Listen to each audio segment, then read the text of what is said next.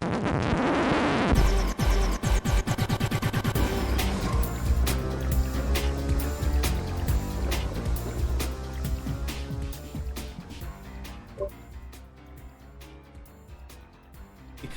time once again for Happy Hour from the Tower, and I am your host, T. Morris. And joining me on my upper left, I'm Nick Kelly. And over to my lower left, I'm Brandon Kelly. And on above me, special guest, sign on in. Hi, I'm Steve Saley. How you doing, everybody? It is great to have you guys virtually in studio, and we got quite a busy busy menu to get into. So I have no idea what we're talking about today. Don't worry, just strap on in; it'll be fun. I don't know if he's a special guest. He's kind of in the in-law suite at this point. He is, isn't he? He's yeah. That's true. That's true. For those of you.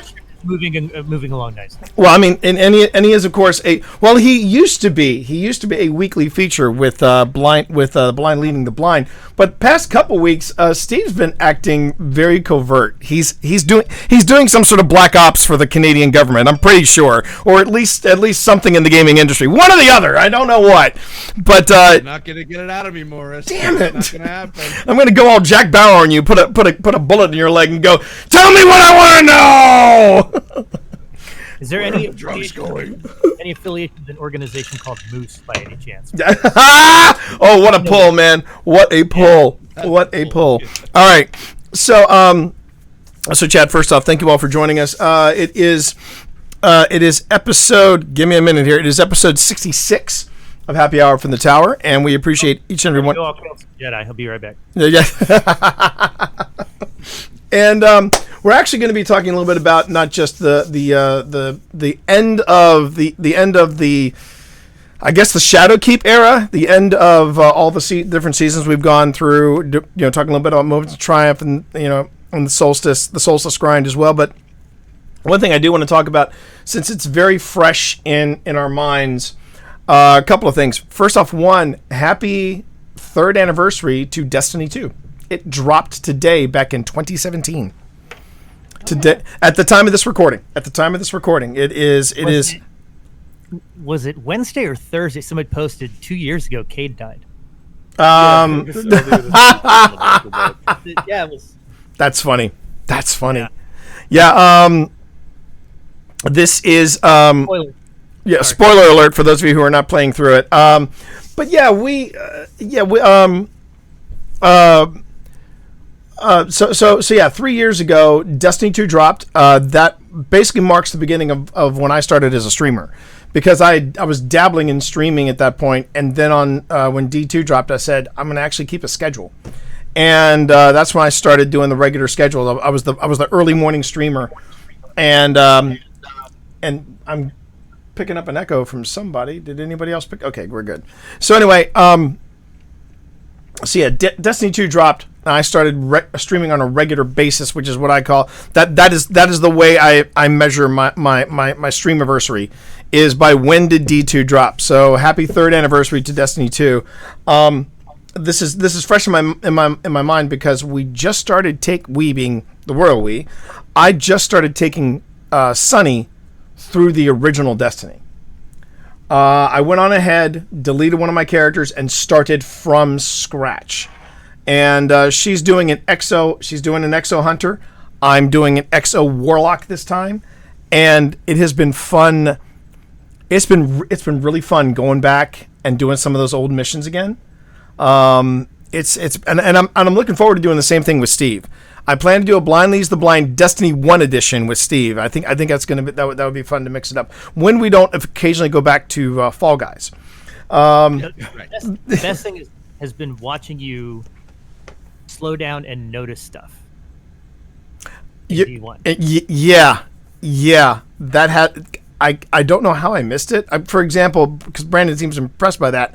One of the things that I noticed that I felt like I completely missed the first time was that when you went into the Cosmodrome, there were space shuttles still poised for launch. I missed that.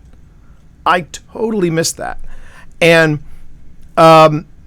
at one time I thought I was just being rushed through the game, but even when I wanted to take my time and just slowly go through that opening scene where we're working through the stop traffic and everything, even my ghost is going, you need to pick up your pace because right now some people are going to shoot us. And I was like, oh, okay.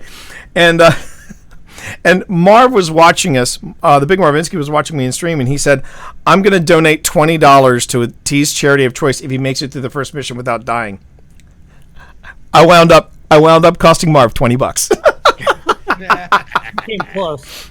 No, In fairness, you came pretty damn close. Not as, however, and this talk about a great segue. Not as close as the clip that I put on Twitter of when, oh man. So we were in the and this is how we segue into how Steve got on the show today.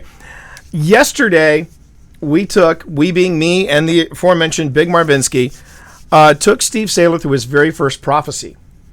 We were on the final phase.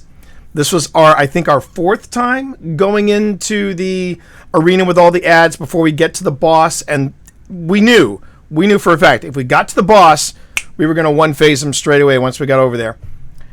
And both Steve got knocked out and then Marv got knocked out. I was the last man standing. There were ads all around me, and all I hear is this bubble, bubble, bubble, bubble. And I'm like, oh shit, I'm a Titan. And I threw and I made sure I almost pressed L1 and R1 so hard that I broke the controller, and I held them down. And I saw that War to Dawn pop up, and then some bitch ass Taken pushed me out of my bubble, and I heard Marv go, "Get back in the bubble!" And I'm like, no!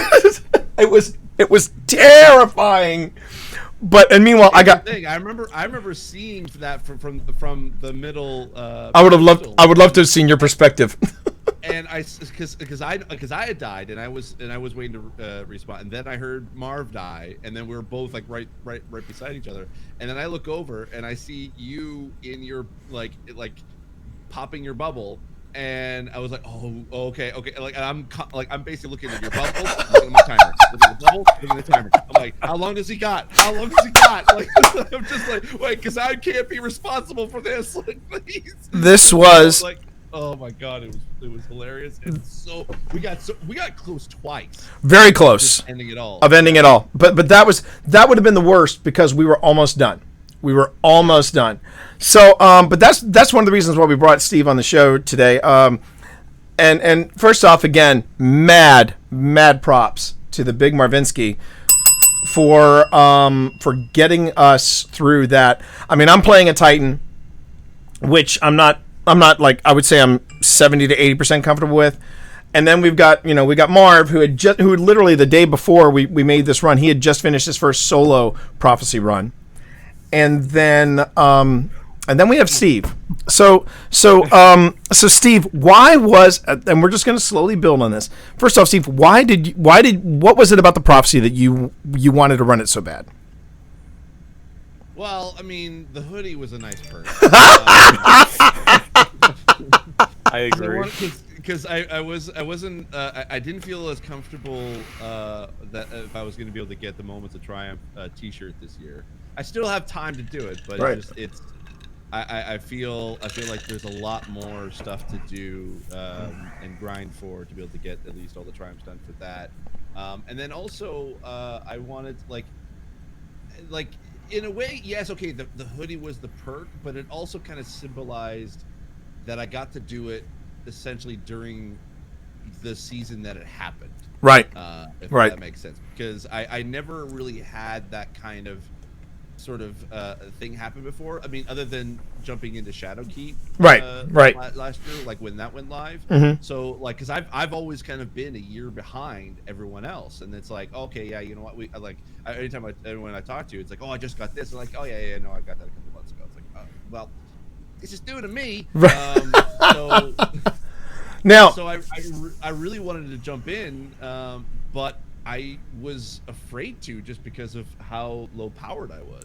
And that's a great, again, another great. We might have to. I might have to retitle this show the Great Segue, the Great Segue Show, because here's the other thing. Steve was going into this with a major handicap, and it had nothing to do with the fact that he's blind.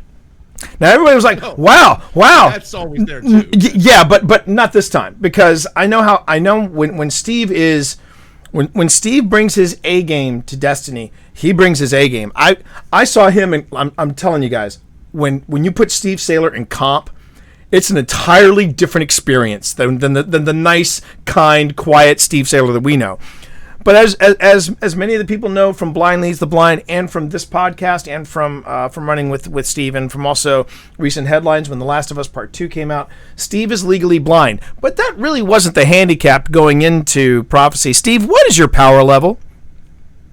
1034. Could you please say it louder for the people in the back? I mean, Brandon. 34. I'm loving Brandon's expression right now. For those of you, wait, no, shut up, blind guy. For those of you who are listening in the podcast, Brandon, it looks like he is passing the worst gas he has ever seen, because right now Brandon's face is twisted in a way that I don't think I could reproduce. He's like he was at 10:30. What? I mean, Brandon, in my defense, this wasn't 100% my idea. See, Marv said, hey, I want to Sherpa Steve in the Prophecy. I said, okay, that's great. He's only in like the 10:30s, and he's like, it'll be fine. And I just looked at those words on my Discord, and I was like, are you sure about that? And so yeah, 10. So 10. He goes into a 10:34 now. Again, for those folks who may not be familiar with the dynamics of the Prophecy dungeon, it is said you can go in at 10:50. It is recommended by those who have run it. You really should be at 10:60. And Steve, now that is not to say Steve couldn't do damage. At least that's the way I heard it, Brandon. But yeah, it's 1060 is the best number. But yeah, Steve came in at 1034. So let's begin this quick little breakdown. All right, so first, and to be fair, I think we did kind of jump in a little too eagerly. I thought Marv was going to set it up a little better for you than he did. But Can I make an observation? Sure. So, Steve, I think your eyesight is as limited as it is because all the blood is in your giant balls, you magnificent. Thank you. Steve was beating himself up through this entire process, especially near the end, and I said, Steve, you have no idea what brass ones you've got right now. But let's talk. Well, so let's talk about that opening segment where I think Steve was like, I'm not going to enjoy this, as he said. So, Steve, in the first room of the dungeon, you basically get used to this mechanic of when you're in the shadow, you create dark motes by killing the knight. When you're in the light, you create light motes when you kill the knight, and then you have to deposit the super mote into one of the light or dark basins. What was your impressions of that straight away, Steve? The fact that you guys told me after the freaking thing I had to do that. That was bad. That was bad. Because I went in because they're like, okay, let's go, and so I'm still figuring out. Okay, wait, what weapons should I be like have right now? I like Marv gave me a list of like, here's what weapons you should have. I'm like, right. Okay, what do I start with? What's best to be able to use in this? What like I didn't even ask like get a chance to ask what armor I should be having right now or what perks I should have. And then I'm figuring this out, and then both Marv and T are like, all right, let's go, and then and they jump through the portal. And I'm like, wait, hold on, and then they just start like killing everything in the first room, and I have zero idea of what to do. Right. I don't know, honestly, like going into this, I knew nothing about the Prophecy Dungeon. I didn't know, I didn't even know that there was like a drifter, like gambit sort of mechanic. I had zero idea about any of that. And so all of a sudden I'm jumping in and they're like, okay, we need dark modes, we need light modes. I mean, wait, what are you talking about? Who am I supposed to be shooting? I'm supposed to be collecting modes? Where do we even deposit? There's no bank. There's like, I'll say this right now. As much as I love Marv was great to be able to send this through. I got pissed. The albino fury was at Marv. And I'm gonna. That's actually part of the Marv charm. I don't know. It's kind of it's there. It's the base ingredient. And I would say I would own that. I would say that yes. I would say yes. That was That was a fault on our part. I think we basically were just we both made the assumption, Steve, just kill ads, we'll take care of the rest. Because the thing is that ad control is still something that you need in the dungeon. And Yeah, wait, but T, you've been that person before, and you've said how much you hate it. And again, I got a little. You're absolutely. Again, I am not saying. I'm not going to make one of those apologies of. Well, I apologize, Steve, but you got to understand. I'm not going to be that. I'm not going to be that guy. I'm going to say, yeah, I own it. I own it, and for that, I do sincerely apologize to Steve, because yeah, we got a little too. I think we got a little too anxious. I really believe that. You're absolutely right, Brandon. We got way too anxious, and we ran in with guns blazing, and Steve going, "What the hell am I supposed to do?" And you're absolutely right, Brandon. We should have been a little slower. I think Marv and I could hear the venom in Steve's albino rage charged voice. Nobody likes that, because I've that's the second time I've heard it, and I'm like, shit, this is going to be a long thing. And so I said, all right, you know what? Let's take this second part a little slower. And then Marv broke it down. And I'm from my own perspective, I felt like I was having the worst luck. And this is the phase where you're in that second area where you've got the boss. You have to again collect light motes, dark motes, and then drop in the super mote to take down the boss's shield, and then you take out the boss. And sadly, I felt like everywhere I was either rezzed or I basically showed up and thought, okay, this is going to be a safe spot for me. That was right where a knight or the boss themselves would actually materialize. I was having the worst luck, and I was getting vooped. Yeah, you always got to stick to that outer ring. That's where I was. I was in the outer ring, and then I'm like, ads show up. I'm okay. So where's the knight? I turn around. He's standing right there, and I'm like, well, this is bad. The Scions never stop. No, they don't. Sadly, they don't. So, Steve, what about that second phase? Did you feel a little better in the second phase? I did a little bit because once I knew sort of what my task was to do, because I knew I wasn't going in thinking that I was going to be able to do a lot in the dungeon, knowing that my power level was really low. I had hoped before we went into the dungeon that I was at least hoping to be able to get at least a 1040 power level. So right. I was kind of like I was trying to grind to get to that point before we went in, and it just didn't happen. So I knew going in, I was like minus the physical handicap I have, I was going to have another handicap going into this dungeon. So once it was explained, okay, Steve, go for ads. Once I had that in my head, and it took a little bit of pressure off, so that I don't have to worry about specifically getting light motes or dark motes or having to be able to bank them. It just, like, those tasks to me felt like, okay, I'm good. Just kill people. Like, just kill things, and that's fine. Right. And I could work with that. So once we got into that second sort of area, it was basically, there was a lot of times where essentially I just got one-shotted and I was dead. Even with that still happens at 1050. I figured, yeah, but even like I had a resilience of like 100, tier level 10 with my armor, so I thought at least I could be able to, it would compensate a little bit. Nope. But yeah. Nope. I'm just It's still really rough. Yeah. It's I would say when you look at all the dungeons, when you look at the three, you look at the Shattered Throne, you look at Pit of Heresy, and then you look at Prophecy. After playing all three, I would definitely say, especially when we went back to get those eggs for Nick, I was reminded. I'm like, man, I remember. I know, and we'll be talking about that after the recording. I was like, wow, at this power level, I feel very comfortable with the. I mean, I feel comfortable. I mean, this is just, we're doing this for fun. But I remember back in the day when we were all lower power leveled, and we did the Shattered Throne. That thing was hard. But the Prophecy, I feel like is just it is an onslaught of just ads and firepower, and it's our crazy. Current endgame activity is the thing. And it's one of those things where like normally if you're in a patrol zone, you can one-shot headshot with a hand cannon. Yeah. But in any end game activity, that's not the case. No, never All is. the health goes up on enemies, and it's a very subtle thing, but it still happens, and then it's a subconscious trigger that you just don't realize. Yeah. Yeah. I guess. Yeah.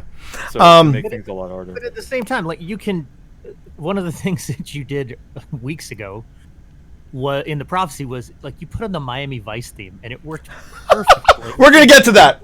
We're gonna get to that. Absurdity that of the color scheme and the Yeah. the Tron dynamics and everything else, where it's like it's not like the Shattered Throne is just. It's just Yeah, dark and yeah. mean. It's dark and it's oppressive. It's like yeah. It's like watch. And I mean this in the highest compliment way. It's like watching Daredevil. There's that darkness. Several bad puns later. Yes, very nice, Steve. Very nice. It's that other feeling of foreboding, you know. And it's heavy and it's. It's all black and white. I know. I think that's one of the main issues with it, is because like Prophecy's colorful, and at least Pit has a variety of red. But it's like, also very shadowy and very dark as well. yeah. But Shattered Throne is all Ascendant Realm Pretty much. stuff, and it's really hard to see the Yeah. difference between places. So Heresy is more Daredevil. Shattered Throne is Iron Fist. It's completely dark. There you go. Yeah, there you go. Well done. Nice Marvel pull. All right, so then we get to the next room, which as Marv. And then we get to Heaven and Hell, the Wasteland. Oh yeah. Okay, yeah. Now this is where I think, because when we left that second area, I said, "Are we good now, Steve?" Just to check on that albino rage, and he said, "I still hate this." That's exactly what I said. I still hate this. But then we got to the Wasteland. And that's when I think Steve started coming around a little bit, because he was just like, oh. So I want to get your impressions, Steve, of the Wasteland. What did you think of the Heaven and Hell Wasteland?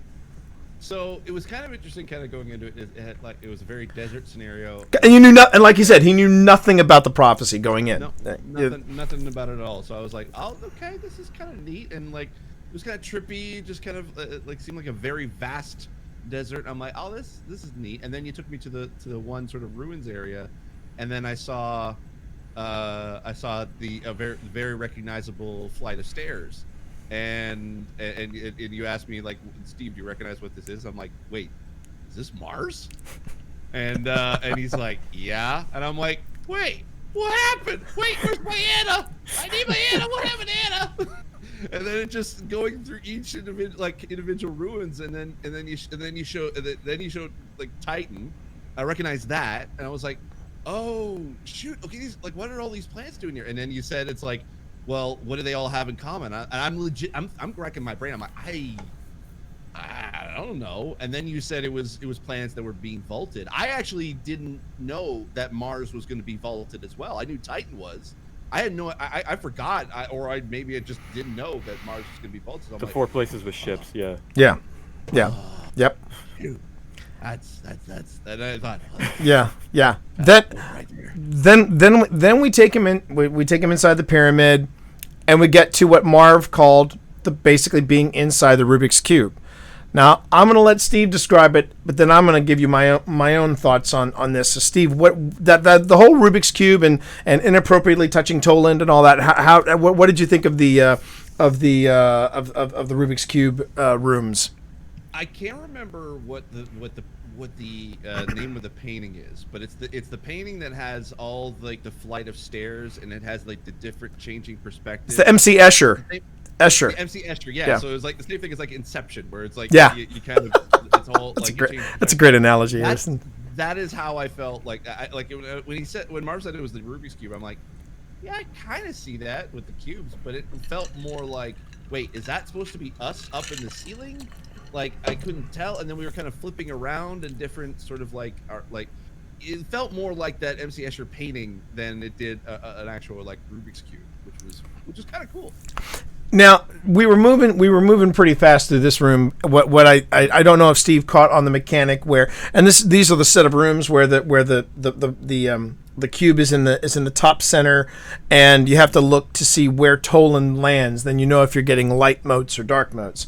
And and again, we were getting in the mechanic of collecting the supermote and all that stuff. And but I will say this about Steve's performance in that room. That's where I think Steve found his groove, because he was. I mean, Marv just said, and that was basically Marv's modus operandi in Sherpaing practically both of us through this dungeon, was that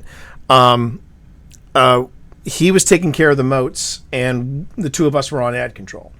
And I was like, okay, if that's the way Marv wants to roll, that's the way Marv wants to roll. My first priority about this dungeon was, we're going to get Steve the hoodie. We're going to get Steve the hoodie. That was my goal.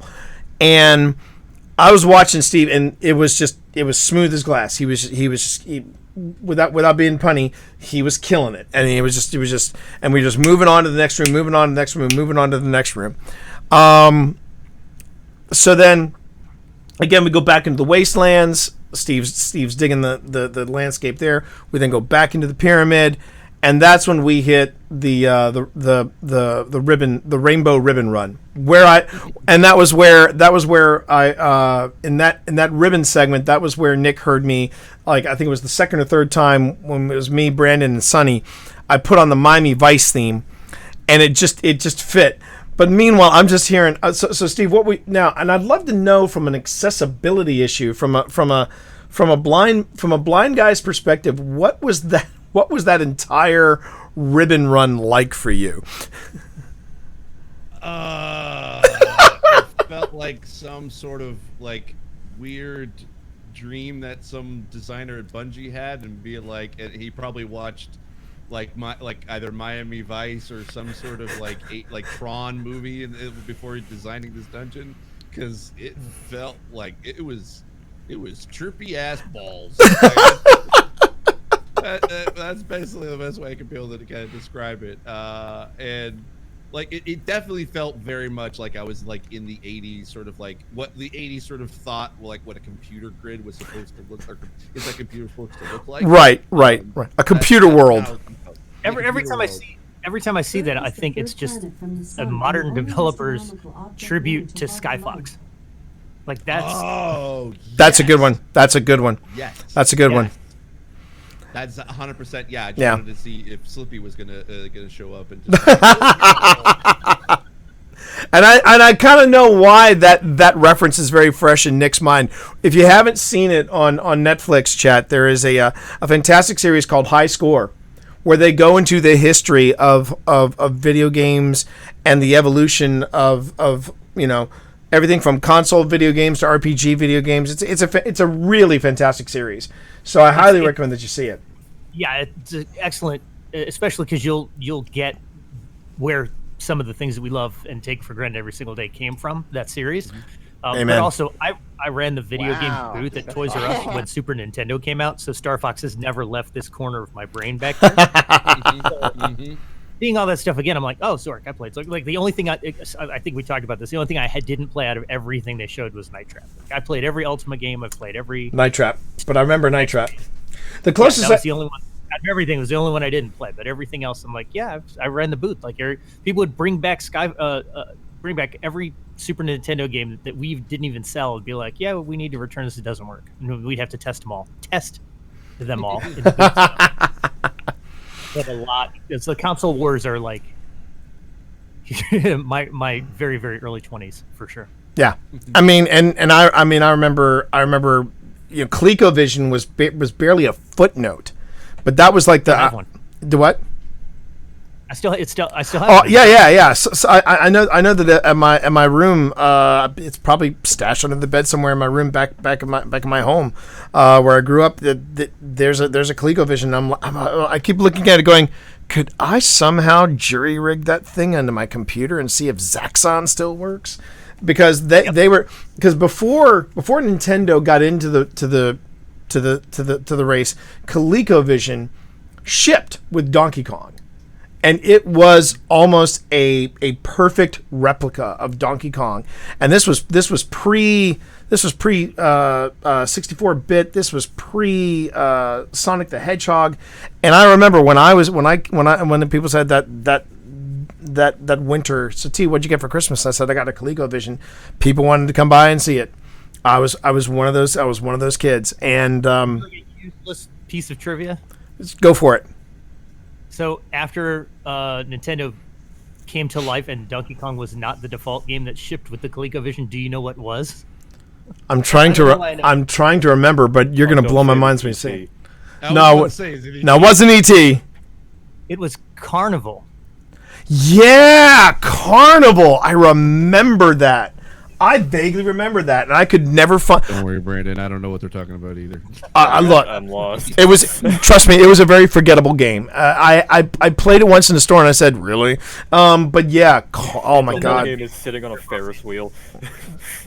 Oh, No, so I will see that trivia, and I will raise my mom is was very old school when it came to being a mom. Not only did she hold a job, but she would basically clean. She would clean the house. It'd be like Saturday was the day to clean, the day to make beds, stuff like that. That was just my mom. She was on it. But she told me, she told me this 30 years later. We're talking. I found out about this maybe 2 years ago. That my mom, after we got the ColecoVision, she said I could clean the entire house in about an hour and a half until we got that stupid ColecoVision. And she goes, and then that meant that I had to save your room for last, T. And I said, what do you mean? And what would happen was that my mom would come into my mom would come into my room, she'd clean my room, then she'd pull out the ColecoVision, plug in Qbert, and play Qbert for hours. And I was like, oh my god, my mom was a Qbert ace. Well, here's an interesting thing too. My mom was a very similar story. She bought the original Nintendo for originally it was a Father's Day gift, but in reality, I think my brother and I thought it's like, no, she bought it really for Tim and I. It was also the point where we didn't know that it came with any game, so my mom bought the Three Stooges game for NES, and we played that along with, once we opened up the box and we saw that Super Mario and Duck Hunt was in there. We're like, oh cool, well now we got 2 extra games. I remember one time I woke up in the middle of the night and I look out because we kind of kept I shared a bedroom with my brother, and I look out the door and I could sort of see flickering lights kind of happening from downstairs. I remember waking up, going down the stairs, and I could see my mom in front of the TV playing Super Mario, and she was on level 8-1 the last set of worlds. And I remember she beat Mario before my brother and I did. And then she got the NES game Monopoly, the NES version of Monopoly, and then basically that's the only video game that she's ever played. That's funny. She got lost in it, and I was like, to this day I still say, shut if up. she kept up with it, then she would have been a true gamer still today. And now today. And now we fast forward to today. Or my wife. Yeah. My wife. It's 2 in the I'm floating in and out of sleep, and I hear this. Serena, you need to go to bed. And Serena says, I'm going to bed, Mom, I'm going to bed. She said, no. I have no leg to stand on. It's 2 a.m. and I just finished Ghost of Tsushima. I'm finally coming to bed. My wife is full Kurosawa. She was constantly giving me, she would give me endless crap when I would go to bed at 2-3 in the morning after running with these knuckleheads in Destiny when we would grind Archon's Forge. She now has 0 ground to stand on because I put her in. I said, you did XYZ. Why don't you game for a bit? Play Ghost of Tsushima. She's like, sure. And then it's 8 o'clock, and I'm like, honey, are you hungry? And she looks at the clock and she goes, I haven't been playing for 5 hours. I'm like, yes, you have, dear. And I really thought. Wait, before you say that, Nick, Brandon, I'm not kidding. Pip is so jazzed about Ghost of Tsushima Legends. She wants to put a fire team together of you and Steve, and she wants to. She's like, we're going on raids, and I'm like, oh my god. I am so down. Oh, me too. Yeah. Sorry, so you were gonna say, Nick? Finish. Yeah, there you go. I really thought the story with your mom would have been something along the lines of she cleans the whole house and then she gets under your bed and sits you down and it's like, honey, Most boys under their bed don't have a ColecoVision. Girls.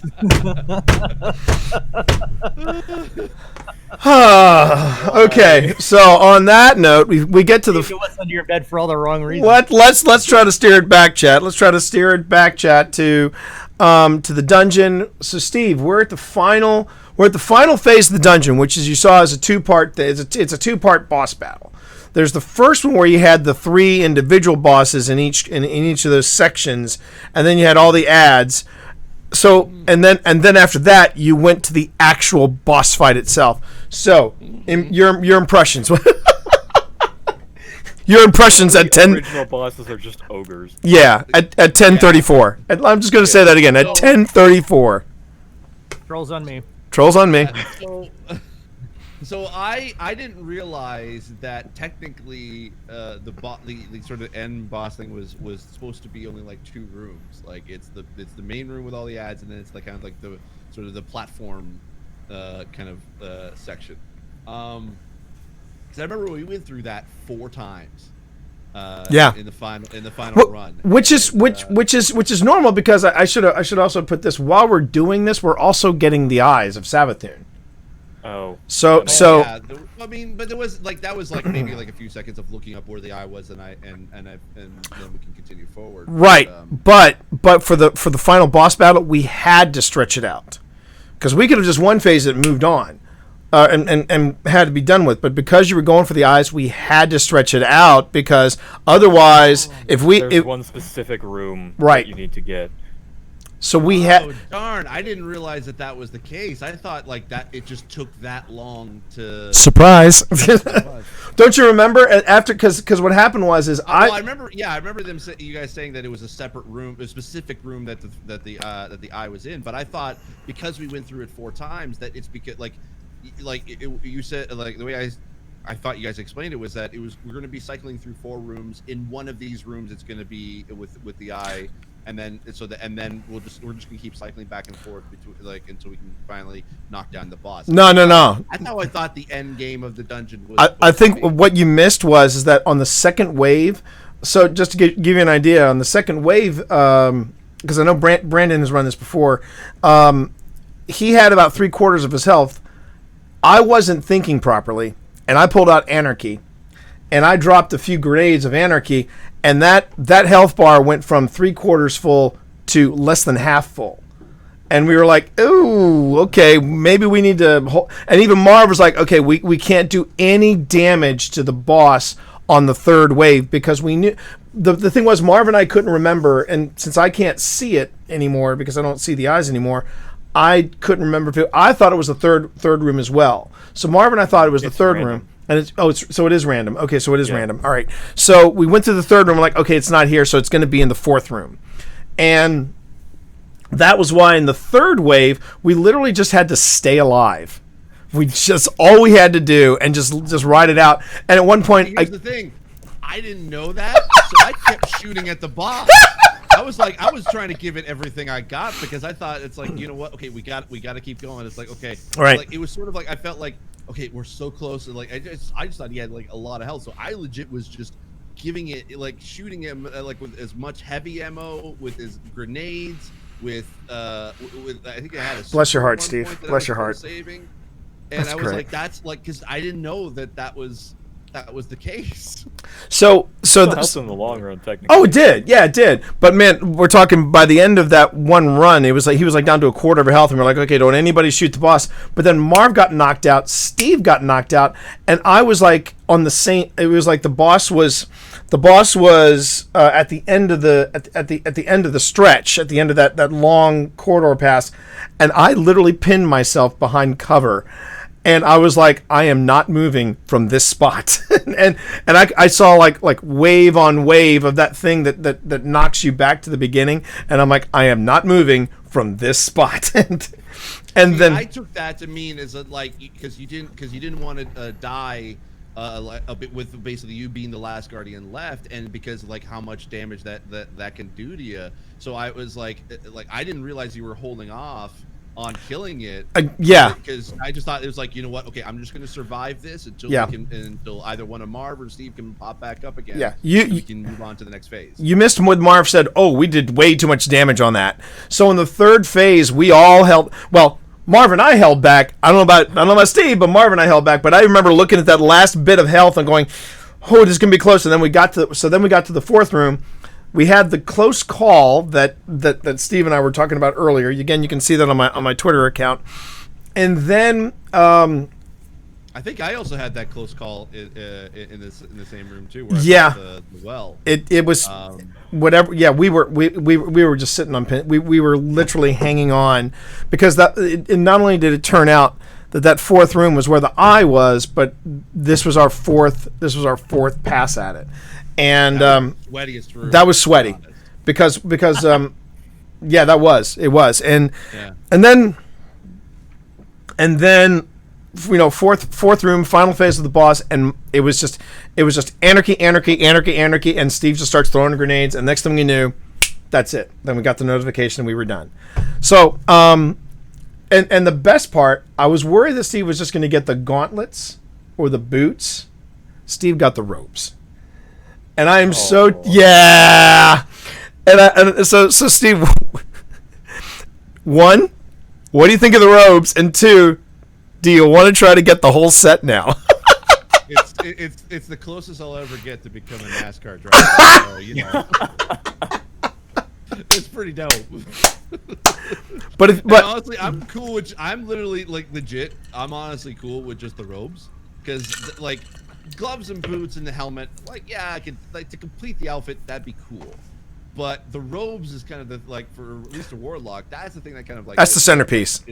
That's the centerpiece. So That's the like, centerpiece. I'm cool with just that. So Fair enough. If you're right, if I did get the boots or the helmet, or the glove or the gauntlets, I would have been like, nah, like yeah, let's see if we can be able to get that actual like those robes. Right. That would have been my main thing to go back in for. Tia tweeted, "We got Steve a hoodie," and for some reason I read it just assuming that you were playing a hunter.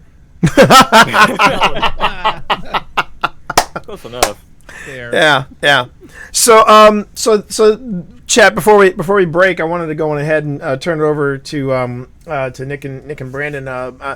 Obviously, you know what Steve was working on. He wanted to get that hoodie, one of the last triumphs that we have left, and we've been in the middle of moments of triumph, in the middle of the solstice.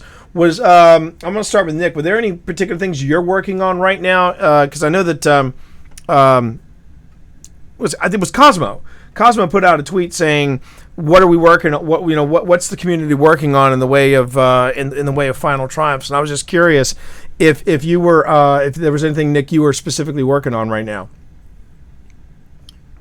Yeah. So I have to do the interference mission tonight and get the last piece of lore, and then that's done.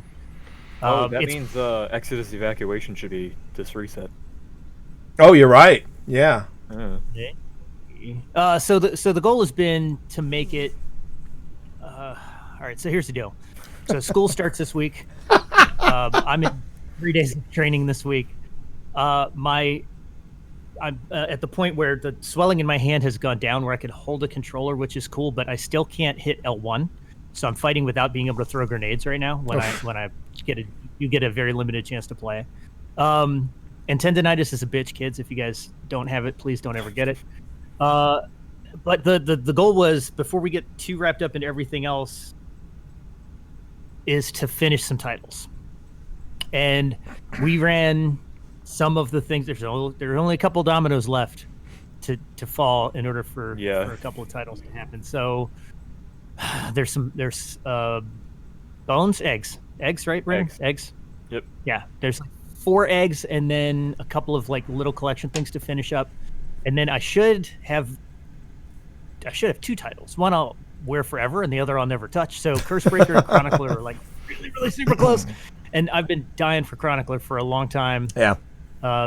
You guys talked me through Shattered Throne. Thank you so much for that, by the way, because that was a harrowing thing. There's something about not that particular dungeon alone, but that aspect of the game that just like, it's not fun. Like I'm not enjoying this, but at the same time, if I went back and watched the video, it's kind of like, you know what, you were we're pretty good, but it's once you're out of the moment, you can kind of see it's not as perilous as you sort of get in your own head.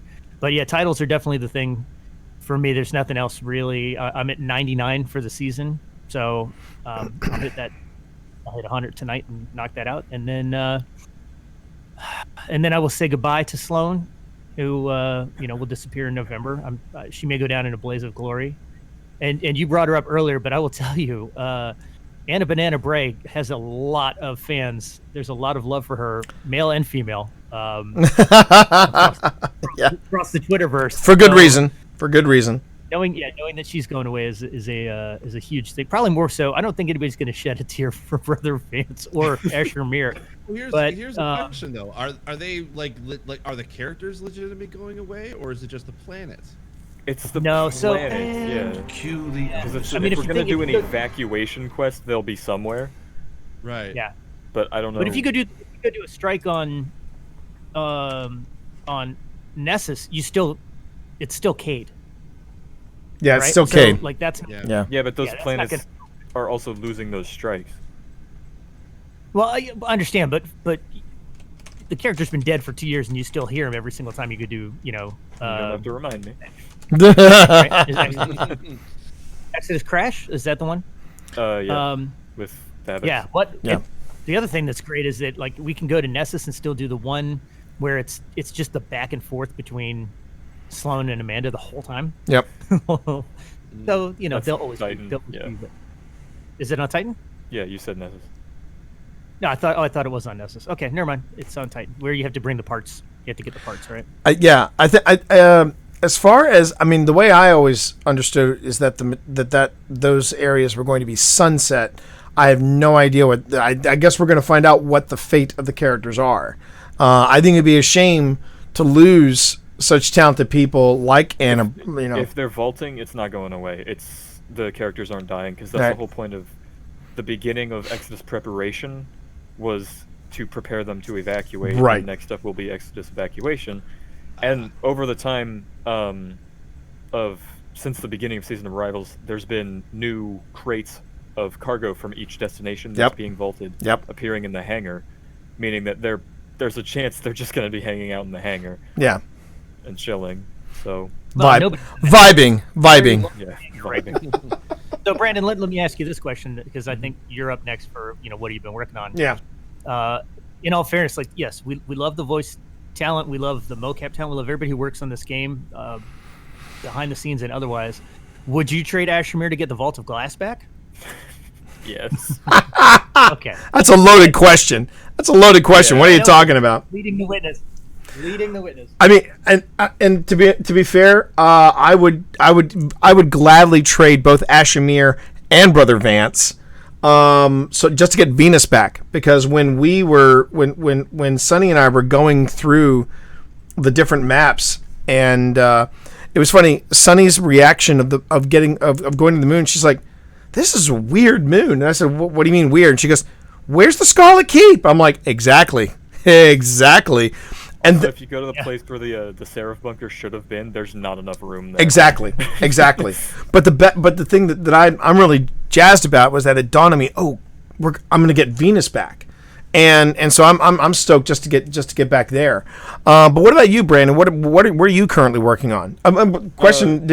Because of our run with the raids, did you get the 2020 Moments of Triumph seal? Not yet. I still need, I think, 2 more. I'm working on the resetting my Valor thing because I just really can't will myself to play Crucible. And then I'll get whatever one of the last 2 secret triumphs are. Right.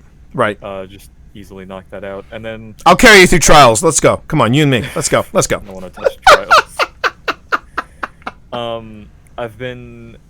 I got the armor on like the 2nd day for Solstice. Good man. Dear God. I need to do a pit. I can go solo a pit just to grab the chest piece glow because I'm not getting the trials or the Master Nightfall. For the most part, it's just been. It was working towards Harbinger because I started as like 2 out of 10, and then in one night I got to 4 out of 10. And then after that, it was 5 out of 10 because I soloed Right. Pit. Right. I still need to do Pit without dying, and then all the Master Nightmare hunts, but I don't think that's going to happen either. It'll be a while before that works.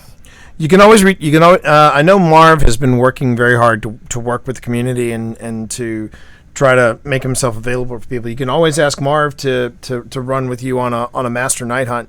I'm sorry, Master Nightmare, which I have not done. I wouldn't mind giving that a shot, but I have never. We did. I think it was after we did Pit. We were like, we should try Master Nightmare hunt. Oh, and it was a nightmare if I remember correctly. Yeah, could not get past the first room. Yeah, that's right.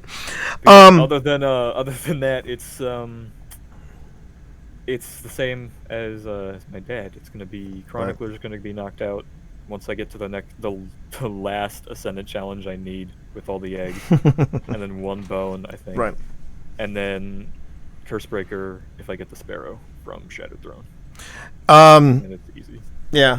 For my. We're gonna Yes, Which do that. concerning at least one of those matters, I'm currently talking to Sunny about something on Saturday. So if you guys can open up some time on Saturday, I know I'll be able to help you guys out. For myself, I did get the 2020 Moments of Triumph seal.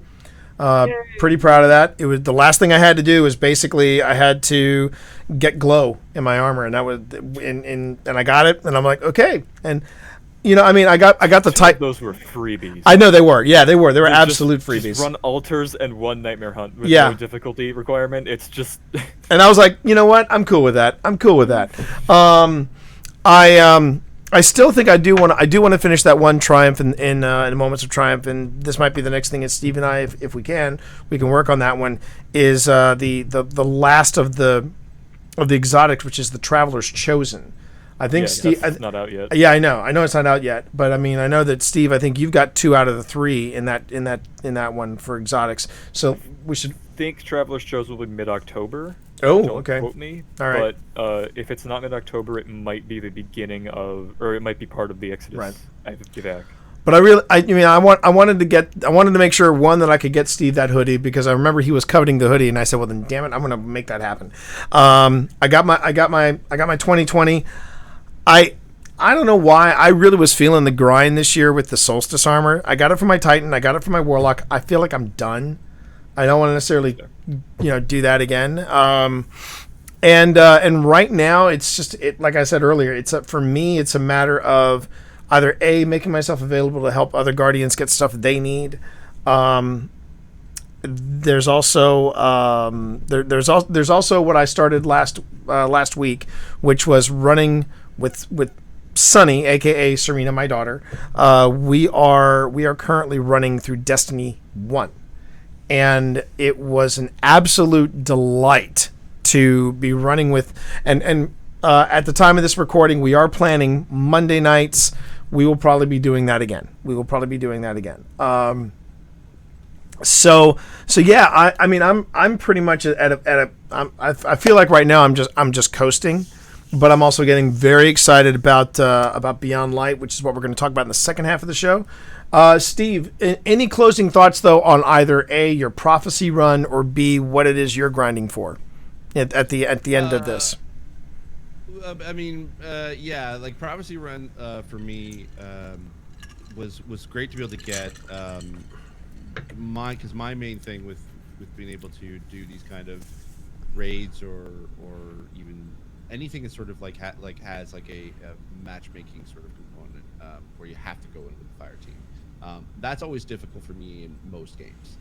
So I've always kind of preferred to go in with friends and those kind of things, and I think that's kind of why I've enjoyed Destiny so much, was because I get to go in with the 3 of you, with Marv, with Chavez, and it feels like I'm kind of part of the game in a way, instead of just feeling like I'm just grinding it out for just on my own.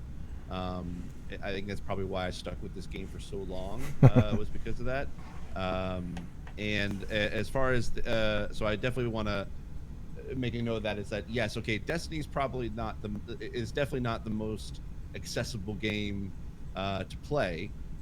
However, it for some reason, whether it's something that's just built into it or just being able to have friends like yourselves to kind of guide me through it in when I need it. It does feel like I still can contribute and still do pretty okay. Pretty okay. I appreciate that. Yeah, Fire Team Chuckleheads Pretty for the win. okay. Pretty okay. On the, That's a really good thing about Destiny, though, is like no matter what you do, there's always some way you can feel like you're contributing.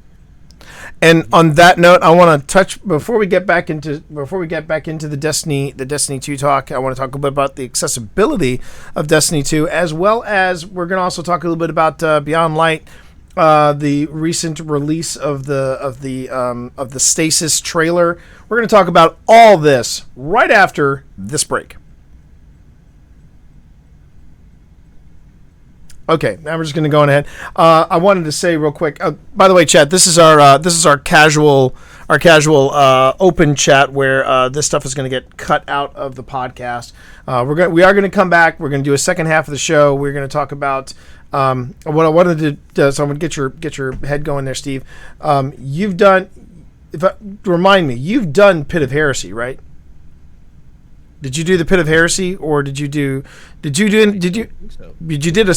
Shattered Throne, right? You'll remember if you did Pit. It's all red. Yeah, it's very red. Okay, don't think so Alright, we're gonna run it. all right, yeah. I heard I'm gonna hate that more than I. Probably. That's what somebody said. Actually, somebody actually said that, and they're like, "Hey, hey, Steve, if you really want to appreciate prophecy, run Pit of Heresy. You'll definitely love prophecy Much more like after that." Spire is my favorite. Wise. Pit is my favorite dungeon. So There you go. There you go. Is it like locked where you have to like the Shadow Throne is, where it only appears like every 3 weeks or something like that? No, it oh, just no, that's not how Shattered works anymore. Thankfully, Yeah. they took it off the rotation. yeah. Yeah, I think that was back when had to do Shadowkeep for- dropped. It's been a while. Yeah, because I remember I had to do that for Moments of Triumph last year. Yep. 'cause, we had to Yeah. wait for it to I remember come that. out. So we'll definitely have to It make. happened like once for the entire thing. Yeah, we'll make the three of us. We'll make that happen. We'll make that happen, Steve. Because, and also just put this on. Put this. You're more than powerful enough to handle it. And again, It dropped with. yeah, Yeah. it dropped with Shadowkeep. Yeah, it wasn't 750, but I think it was like 950. It was like 950. So Yeah. Steve, in this case, I think you're covered. But the thing I want to talk about too is I'd like for you to compare, if possible, the accessibility and how. And again, Steve, you know, I apologize on the podcast. I'll say it here again. I own that. I'm sorry, but I would love to hear about the accessibility of Shattered Throne versus the accessibility of Prophecy, and then we'll go into a talk about Beyond Light, about Stasis, and the you know, and what we know about it. Which, apart from what I saw in the trailer, I'm anxious about it though. I will say I'm anxious about it. And I wanted to also say to you, all three of you, I apologize if we were kind of in hold for a long time at the beginning.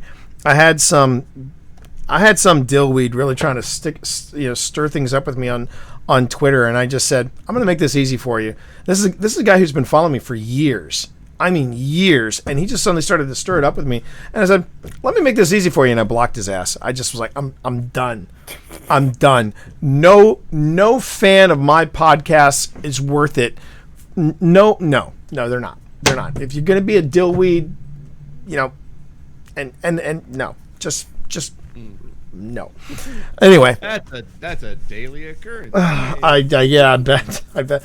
Yeah, as I like to say, because he was going, you know, as a social media person, I guess I'd like.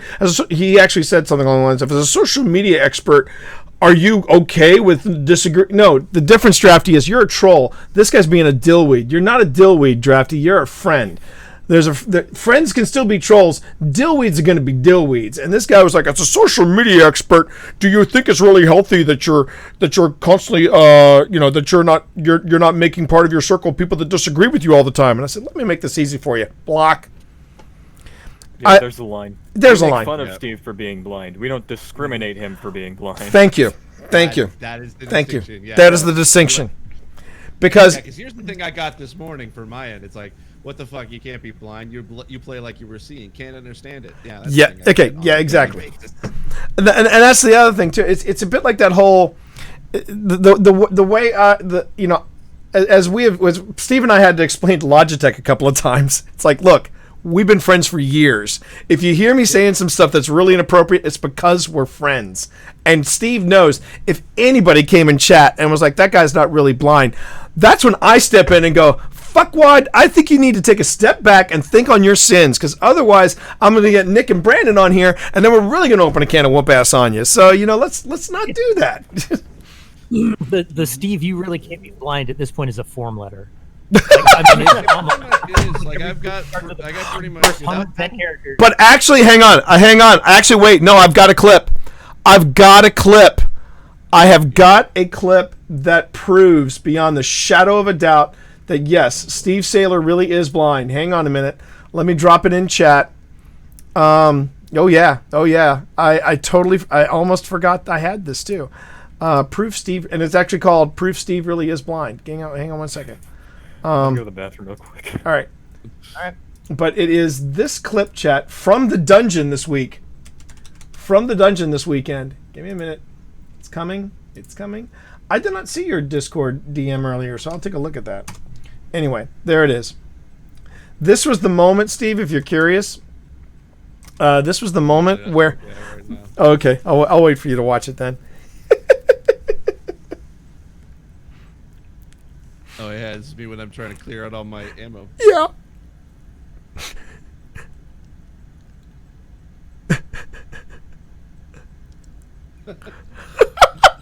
Oh god. Like you didn't think I would clip that? Come on, brother. In a nutshell, chat, what it is that Steve needed special ammo to get Savathun's eye. And he's trying to get rid of all of his ammo, and suddenly Mom goes, Steve, there's a green brick like 2 inches right in front of you. And then you see Steve turn and go, that wasn't there a moment ago. And of course, and then I was like, Yeah, okay, from my perspective, it wasn't. Because to me it looked like either one of two things, either A, glimmer, or B, it looked like primary ammo. So I'm like, I didn't because I didn't need it.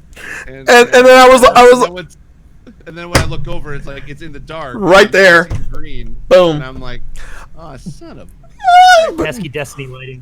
Steve, I'm with you. It's pesky Destiny lighting is all it is. Dude. Now, that's all it is. I will say though, it was Steve though that hipped us onto something that none of us knew. In that final room, there looks like this like one of those endless pits where if you fall in it, you fall and you die. Yeah. And Steve fell in it, and Steve was like, "Oh shit! No, I'm fine." And we were like, "What are you talking about?" And then we looked down, and we're like, "Wait a minute, Steve, how are you doing that?" Because we all, both me and Marv, were convinced that hole in the final room of the Rubik's Cube room, in the center of the room, yeah. In the center room, we thought that hole was like one of those endless pits, so you had to keep jumping over it. It's not. It's just a darkened floor. And we both dropped into it, and we were like, "Are you?" And there was like ammo everywhere, and we were like, "Are you shitting us?" We were We would, and I started flashing back to all the times I was like, "I really need some ammo," and then I think to myself, "Man, all those times I needed ammo, and I could have just dropped into this floor, healed up, and there was all this ammo everywhere." God bless it! I was so pissed, but yeah. Well, I found it like one of the many times that I just sort of like I backed up and then I fell off and I'm like, oh wait, I'm dead. Oh wait, no, I'm not. I can jump out of this, and then it's like, and then I think it was like you guys kind of like didn't ignore it, but it was sort of like you had other things to do in that room. Right, so, right. And then at the end of it, as I'm kind of running around and trying to get my ammo, and then like I hear Marv being like, wait, this isn't an endless pit. And then you were like, wait, yeah, you're right. Proof that even the people who know everything don't know everything. Exactly. The only people who know everything about this game are the developers, and even they don't know everything. No. You know we're talking up to that situation, and this is a literal use of the term. That is literal dumb blind luck. All right, so chat, we're gonna go ahead and we're gonna start up the second half of the show. Again, you're watching a live recording of Blind Leads the Blind. You're watching a live recording of episode 66 of Happy Hour from the Tower. Blind edition. This is the Blind Leads the Blind edition. We just finished talking the first half of the show about Steve's very first prophecy experience, and we're gonna segue in with some It excess. sounded like a riot. Oh. Just based on everything. It was. And yeah, it was even with There the were two different kinds of riots. It's just depending on from which part of the prophecy. well, it's what Nick said, which I think was like he's absolutely right. When you're in the moment, you're sweating bullets. Oh yeah. But then when you can step back and look at it after you've accomplished it, you're like, oh, we're having a ball. We're having a ball yeah, here. that was like me with the solo pit. Was because the first time I did it, I backed out right before the boss fight, came back and then finished it, and it didn't count because you have to do it all in one run. Right. And then like the boss fight alone took me an hour, and then I went back and did it again, and did the whole thing in an hour. Right. And Because I knew everything at that point. exactly. And the thing is that I mean, yeah. Yeah. Even with The first time I get credit, I remember that conversation. Yeah. But I mean, even with the tense way that we started that prophecy run, once we found that groove, and because I honestly think Marv probably, I'm gonna go out on a limb and say Marv probably made the assumption that Steve had an idea of what was coming, and honestly, I didn't know, and if I didn't know, probably Marv didn't know that Steve, you were coming at that ice cold. And the fact, and again, the fact that he was coming at it ice cold, not knowing a thing about it, being blind, at a power level of 1034. Well, the I mean, whole thing about I'm just going to say it, chat. I'm just going to say it. I'm surprised Steve can sit down with the amount of... He's got to have two chairs. One for him and one for the massive elephant-sized balls that are between his legs. Ladies. Well, I mean... going into it ice cold in that regard, because I purposely... And this is kind of my own thing, of like, at least within the game, is that like, okay, I knew about this prophecy dungeon. I knew I was going to get to it at some point. So I purposely avoided watching any videos. That's or funny. run-throughs, or even you guys do it. Wow. Because I was like, I wanted to have that authentic surprise. Of like you said, seeing Fair enough. Mars and seeing Fair Titan enough. in that. So that's why I kind of went into it ice cold. And I mean, in a way, I probably should have at least let you guys know, like, that, hey, Yeah. I have not seen anything. I don't know what's going on. Fair enough. And I'll take that little thing on it. But I will. mean, yeah, I will tell you this too, Steve. You missed out because the times that Brandon, Sonny, and I ran the dungeon. Those prophecies were some of the most fun I've had in Destiny. Because I'm like, what is my kid gonna say this week? You know what I mean? And then Always out there, that's for sure. exactly. And then it's like, Brandon, I sometimes think you missed your calling and you should have gone into professional baseball with the way you do the cleanup. Because it'll be like, I'll say something, Serena will say something, it'll go back and forth, and Brandon doesn't say a word, and then suddenly, like the fourth hitter, he just comes in and cleans up and brings everybody home with one statement that kills both me and Serena. And I'm just like, man, I love running with these two knuckleheads. So that happened a few times with both you and I. Too. Exactly. Oh yeah, far too many times. And I'm like, oh my god. Yeah. So I mean, just from even that clip that we used for Logitech the first time. Yeah. But it's like we were just kind of chatting back and forth. Yeah. And all of a sudden we just hear Brand saying, "Oh my god, just shut up." Who loves you? Who loves you? I love you. I love you. That's the most far-fetched one I've ever Oh heard. God. Yeah. All right. That was great. On that note, here we go. Second half of the show. And again, chat, if you got any questions for Steve, you got any questions for the Fire team on a whole, feel free to chime on in. So we're going live, and so we're going live with this in 3, 2. And we are back with the second half of Happy Hour from the Tower. I'm T. I'm Nick. I'm Brandon. And I'm Steve. And we are talking about not just we are coming out of our talk about moments of triumph and about different things that we've been grinding for. One thing I did want to talk about before we get into some Beyond Light / Stasis talk is I wanted to touch base with Steve. Steve has not run a Pit of Heresy. Brandon and I have already said we are going to remedy that. But compared to the Shattered Throne, which Steve has run, this was Steve's second dungeon. So, Steve, first off, what is your overall impression of dungeons compared to raids? And what do you think of the accessibility of Prophecy versus Shattered Throne? I think in regards to the two of them, I think probably, I guess it's because I was already at least a decent power level going into Shattered Throne, that to me it felt like the Shattered Throne was probably the most approachable than Prophecy. I think if I probably was going into Prophecy at an equivalent power level to how you and Marv were, I think I probably would have at least felt a little bit more comfortable with it. But I mean, as far as accessibility wise, I mean, it really just kind of ties into sort of some of the built-in mechanics for that are accessible in the game without necessarily having accessibility options for it. And I think that's kind of why I've always enjoyed Destiny, because there's a lot of built-in accessibility.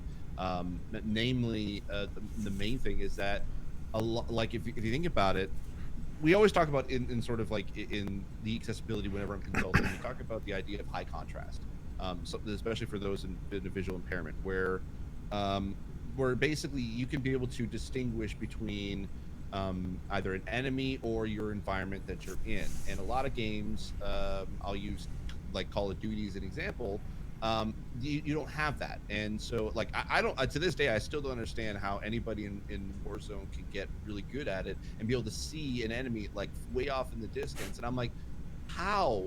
They're in camo and yet they're in a forest. Like how is that, like how is that possible? But with Destiny, all the enemies and all the player characters, they stand out from the environment. And there's a bit of there's some times where it can get a little bit dark, but all the enemies always like don't blend in the background. They're always kind of like have this sort of either glow to them or just there's something that separates them from the environment.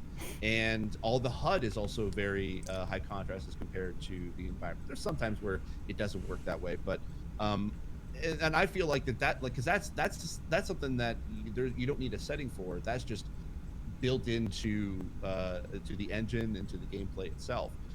With that said, in regards to Shattered Throne and Prophecy, I probably will say Prophecy is a little bit more accessible, mainly because for me personally, because Shattered Throne very much is in black and white, and that it doesn't, the contrast isn't there as much. And I think that's probably why I don't like the Taken as an enemy class. It's the same color as the wall in the Ascendant Throne. Yeah, I know, right?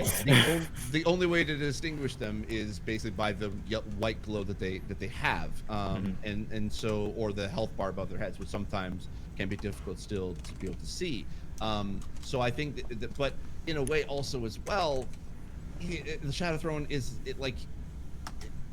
it can be also accessible to those who are colorblind, because to them it may not necessarily be that sort of inaccessible, that barrier that may not be there.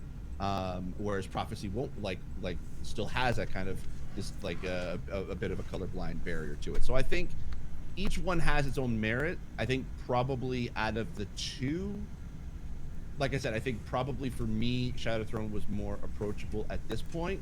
That may change if I go back in and do it again at a higher Prophecy at a higher level. But I would say probably accessibility wise, Prophecy would be the one that would be the one for me. Couple of things. Contract perspective, Prophecy is definitely going to be the standout out of the three of them. Harris, maybe a challenge for you. When you were a kid, did you ever play Red Light, Green Light? Yeah. Okay, it's that, but with no green light. Okay. And I was going to add to that. Now I'm even more. And we were talking about doing this later this month or maybe in October. I would like to Sherpa Steve through the original Destiny Year One. And one of the things that I've forgotten about that original playthrough of Destiny was how colorful the enemies were compared to the way they are in, like, for example, with the Fallen in D2 is like they're like blue hues, like blue and purples. That's usually the way they stand out. But in D1, they were like, there were some that were in purple and blues, but there were some that were red and yellows. Houses, yes. Yeah, and because they're in different houses, the Fallen look entirely different color wise. So I'd be curious as to how Steve would react to that in D1 versus D2. I still think D2 is way more colorful than D1, because if you go back and look at the Cabal, they're all just like gray, icky shades of yeah, green and yeah, gray. yeah, exactly. But can we call that out about the houses? Like, that is just such a subtle little thing. Yeah. How the enemies are shaded. and I didn't even notice it. It's little stuff like that when Brandon goes, yeah, because they still actually had different. They weren't like the houses were all gone, and it like just that little attention to detail is so cool. Well, that's like when it actually adds to the contrast with in D2 is that even for myself, I can distinguish which enemy class is what based on their color. I know that purple and blue is Fallen, Cabal is red, and the Hex is kind of mostly yellowish. The Taken is black, and I guess, well, the Hive is more like an icky shade of gray. But I mean, it's like it's a little bit more goldish, but it's like the colors of them definitely stand out to me a little bit more. And then, Right. like, even when I'm looking at an enemy further off, I know that, okay, one of them is a Fallen, one of them is a Cabal, based mostly on color. So, I have go a ahead. question about that actually. Mm-hmm. So based on since it's contrast based, right? So since Stasis is going to be like a darker blue, how different do you think that's going to be for you? Because it's another element, but it's also just a different shade of arc. To me, actually, like, I think it'll stand out more from the shape of it than necessarily, like, arc to me is very light blue. It's glowy because it's mostly lightning based. Yeah, I think they'll do whereas- good to change it and make them different, but I'm just thinking Yeah. like, from that perspective. And then with Stasis, it kind of has a little bit more of like a darker blue and a shade of purple to me than anything else. So I think that's kind of where that will sort of stand out, at least Okay. from the footage that I've looked at, and I've looked at 4K versions of a lot of it. It definitely has that look. That was neat that you called that out though, Steve. Which was, you said the shape, right? So like if you took like a Thrall on the moon versus a Thrall on Mars, where they've got that sort of frozen blocky, kind of like squared off Lego-ish sort of approach to their frame. Like, is that one of the ways you'd see the difference between arc and Stasis? Yes. Mainly because it's because like I'll recognize the shape more than I would recognize specific details about it. So I think that's why I've kind of always, yes, color is definitely something that is something I recognize a lot more. But also what I like even as well is that, again, it's also built in accessibility. The color doesn't matter for those who are colorblind. So what they do is that each subclass has its own distinct look and distinct shape. I can tell without necessarily having any color what a void ability looks like, what a Dawnblade ability looks like, or what a Stormcall looks like. It has that kind of distinct look and shape to it. And I think with Stasis, because looks like it's gonna be more like ice based. I look at that and I kind of, or crystal based. If I don't know if it's specifically ice because it's Europa, but I think that in of itself will allow me to be able to distinguish that from the rest of the subclasses. So going into that, yeah, we have a new trailer out, and We have a few new trailers. a few new trailers out concerning Beyond Light and Stasis, and one of the things that I mean, people have been losing their minds over it, and again, I'm okay with Bungie pushing this back to November. I want it to be right, and with the way everything has been going with the game, I want to make sure that game is solid and stable when it comes out. And the fact that Bungie is even planning to get this sucker out by November in the middle of a pandemic, again, and I've said it before on the show, and I'll say it again, hats off to them. But I know that I know Nick, Brandon, you guys have been kind of chomping at the bit to talk about Stasis. So tell us what you know and tell us what you think. So hi, Marv. Hi, Marv. Marv, if your ears were burning the first half of the show, we were talking about yesterday, and we were singing your praises, just singing your praises. So going back to you, Nick. Bring us in. Let's talk a little bit about Stasis. So at the time of this recording, we have seen the reveal at Gamescom overall of the Stasis subclasses. And then we've gotten one-offs for the Shadebinder, the Warlock, and the Behemoth, which is the Titan. And then on Tuesday, we'll get the Hunter. So Revenant. So we've seen. I love that. Revenant, That of course. Yeah. I'm gonna give the Hunters a pat on the back for that. The titles are cool for the Warlock and the Titan, but the winner goes to the Hunter. I mean, that's just that. Oh, yeah. Jeez. Shadebinder sucks. Let's just get it out there. Hey, knock it off. Shadebinder. Whatever. They're really cool. A lot of it is based on freezing enemies and then destroying them, and they really broke down like what that looks like in sequence for each of the characters. And then they went into some more in this week at Bungie on Thursday. They also went into a ton of changes to Triumphs. Also, shout out to Ilulu, who gets an individual call out in this week at Bungie this week. I don't know if you guys saw that or not, but Is it because she's done everything? she's maxed out the Triumph score. Yeah. That is exactly correct. Yeah. She's making her own triumphs. I think that's the thing about Lulu. At this point. Lulu makes her own freaking triumphs. It's called the Vaughn triumph. You basically have to get all this stuff done in Destiny while making sure the cat is fed and the litter box is scooped. Let's be honest. One thing I will. Go for it. Sorry. Go ahead, Nick. Yeah. So the coolest thing about the Stasis powers is not the powers themselves. Well, the powers themselves are pretty dope, but the customization. And Brandon really kind of set me straight on this. But the ability to customize the subclass, essentially like putting perks in, which is reminiscent of something we may have seen in the past. And I'll defer to Brandon for his opinion. I think the way that I was putting it is it's them bringing the D1 customization for subclasses into D2. Yeah. From the little things that I've seen, it's got the different choices of perks to put in on top of the abilities, because you have your base abilities that you start with, your different, obviously your different jump mechanics, your different grenades, and then your super is the whole reason you're using that class. And then it goes to these little things that change how the subclass works, but they give you either stat boosts or stat penalties. They give you just like some random really neat little thing that you're going to use like twice ever, but still when you do, it's going to be clip worthy. It's one of the things that I noticed. I saw Cosmo tweet it. I know everyone's been having a great time with the trailers, but the thing that I got really excited about was when I believe it was Cosmo.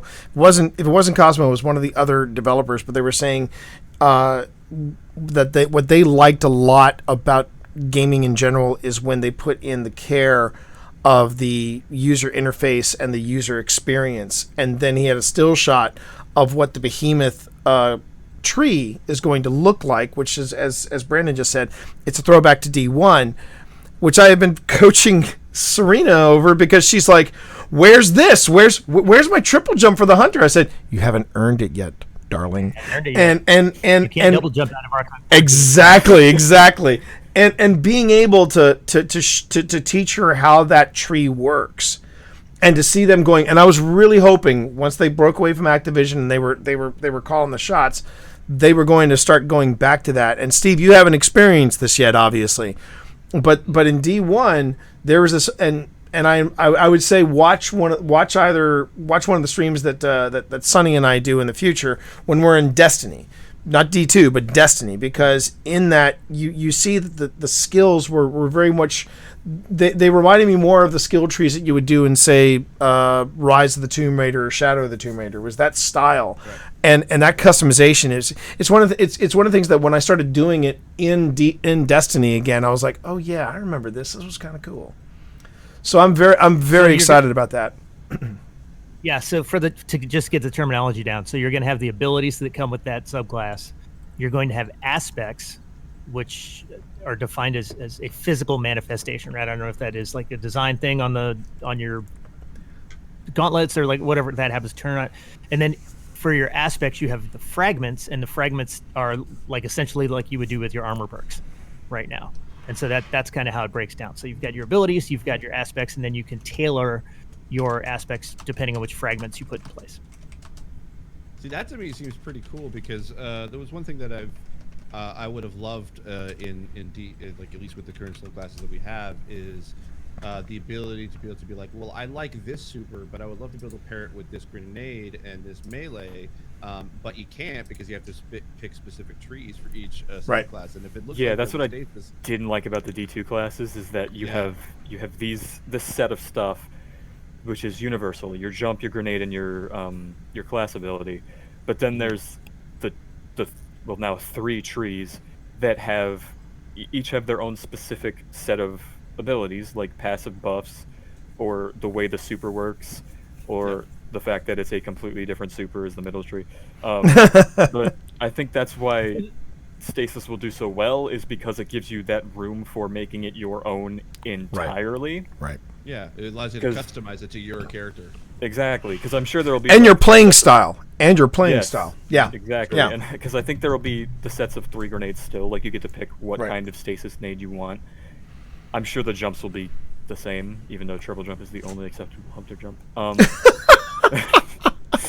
And because I'm sure those 3 things will still be choices, and then I think there will be a completely different thing to interact with, where it'll be like if it's when you open the subclass screen for stasis, it looks the same as the regular ones. The other 3 do, but then on the right where you would pick one of the presets, it's just open this sub-screen that shows you your aspects and traits and stuff like that. And I think that gives huge room to customize for your own playstyle and your own idea of what you want your Guardian to be. And for so I liked in the original reveal video where they were showing like the ability to create ice constructs, and how like that go back to like how you design a jump puzzle in like the Whisper Quest, like call it whatever you want, and be like, okay, so now if I could put in my own pillars. We should have waited for Stasis to do the Shadowed Throne. See, that would, like, We don't want to do that. In a way, it's kind of accessible because I'm like, okay, if I can create my own platforms, well, then then it will allow me to feel more comfortable. Right. The platforming. Right. I'm sure the content that comes out with Beyond Light will have some places where that's needed. Sure. If that makes sense, because there's jumps in D2 now that are just like hard to make, but you can easily make them if you put on like Stompies or Lion Ramparts. But yeah, because I saw 2 ways. I saw 2 ways to be able to kind of go about it. Like, because I saw the one where basically like it creates a platform on like like 2 sides of a pillar. So you can be able to use that to kind of jump across to whatever custom you're doing. And then I also saw that creating like a wall of ice or whichever, and so that you can be able to like jump up and then kill the person on the other side. So it's kind of like a little shield in a way. Which that is like I'm interested to see how that will play out in like a PvP situation. Whether like what kind of strategy would be needed to not only combat that, but then also be able to use it for yourself. Yeah, it also kind of explains right away why they wouldn't let any of those subclasses go full Iceman, where you could just kind of create your own little thing and slide across it. Because that would just ruin. First of all, like I don't even know what that would do from a rendering perspective, but just from a jumping and from a PvP perspective, it would be god awful. I don't think PvP is going to survive Beyond Light. I think that's probably a controversial thing to say, but I don't think if they keep Stasis the way that it looks from this perspective, unless they've done everything to balance it, then I don't think PvP can make it out of Beyond Light fairly, if that makes sense. Well, one of the things I would say... Salt's just going to melt all the ice. Well, one of the things I was going to say was that I really think that we know enough about Stasis to get really pumped up about it. But I also think that is that there's got to be some kind of like you said, like a balance or some kind of limitation to it. Like I remember Pip got super excited in Tsushima this weekend in the many hours that she's been playing it because she unlocked the ghost stance. And okay, if Brandon knows about it, don't know if Steve knows about it, but basically the ghost stance is more or less your super. You basically throw that, and suddenly everything goes a tint of red, and then you basically just start mowing people down like a freaking that's a Dance of Wrath, isn't it? No. Dance of Wrath is on the last 3 bits of your resolved, and then you can get Dance of Wrath. It doesn't have to be the last. It can be any 3. Oh, okay. Well then, anyway, this is the to throw that to her. Okay, I'll make sure to let her know that, because when she saw that those last 3 highlighted, she was like, "What's that all about?" And then she said, "Oh, that must be the Dance of Wrath." But the ghost stance is basically you earn the ghost stance by inflicting damage without taking damage. And I'm sitting there going, well, then there's the balance. The balance is that yes, you can access this ghost stance, but you can't use it. Well, first off, you got to make sure that you go completely, non-damage. And when you've got some of these archers that are getting you from long distance, that's a pain in the ass. Pip can't stand the archers. But I would assume, and maybe I know what happens when you assume, but makes a word out of ass and yum. But the thing about when you assume is that yes, I'm going to assume that Bungie knows that if people have these unstoppable, impenetrable godlike powers, either A, they're going to have to balance something to counter it, or B, they're just going to expect everybody to jump on over to the stasis subclasses, which I think that would be a little too much. You know what I mean? Mm-hmm. So I mean, here's the thing too. It's like I thought the technically. ghost stance. No, sorry. Go ahead, Steve. He's delayed, so yeah.